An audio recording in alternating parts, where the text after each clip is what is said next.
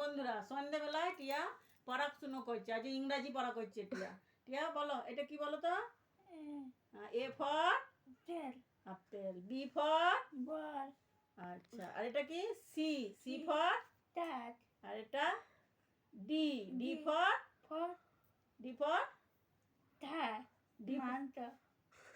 D for dog. Dog.